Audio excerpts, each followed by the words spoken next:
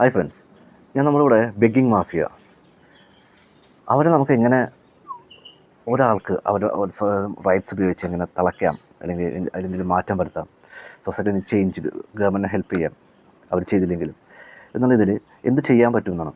നമുക്കിവിടെ ഒരു ഇൻസിഡൻ്റ് ഉണ്ടായിരുന്നു. അത് ഞാൻ ഡിസ്ക്രിപ്ഷൻ ബോക്സിലോ കമൻറ്റ് ബോക്സിലോ കൊടുക്കാം. അതിനെ തുടർന്ന് നമ്മൾ മെയിൽ, പോസ്റ്റൽ, അത് മാത്രമല്ല സീമ പോർട്ടൽ TNൽ അയക്കുകയും 30 ഡേയ്സ് കഴിഞ്ഞ്, അതായത് ഇപ്പോൾ 30 ഡേയ്സ് കഴിഞ്ഞിട്ട് ഇന്നത്തേക്കൊരു 1 വീക്കായി. വടപ്പള്ളി എന്നുള്ള പോലീസ് സ്റ്റേഷൻ ഉണ്ട്, R8 വടപ്പള്ളി റേഞ്ചിലാണ് വരുന്നത്. അവിടുത്തെ ACP ഫോർവേഡ് ചെയ്ത് എൻക്വയറി ഉണ്ടാവുകയും അവിടെ ഈ കൊച്ചിൻ്റെ, അതായത് ചൈൽഡ് ബെഗ്ഗിങ് വിധേയനായ കൊച്ചിൻ്റെ, ഒരു ആൺകൊച്ചിൻ്റെ അമ്മയും വിളിച്ചു വരുത്തി അവർക്ക് ഗൈഡൻസും കാര്യങ്ങളും കൊടുത്ത് ചൈൽഡ് ഹെൽപ്പ് ലൈനിൽ വിളിച്ച് പറഞ്ഞ് അങ്ങനെ ഒരു മാനേജ്മെൻറ്റ് നടന്നുകൊണ്ടിരിക്കുക. എൻ്റെ റിപ്പോർട്ട് എനിക്ക് അയച്ചു തരും.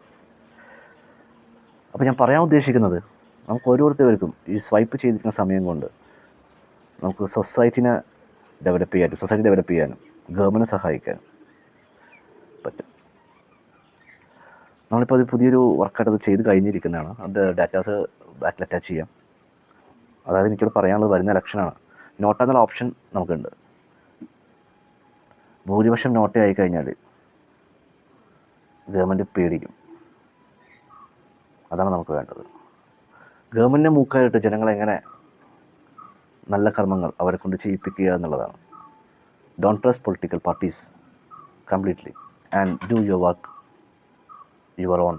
It's your responsibility.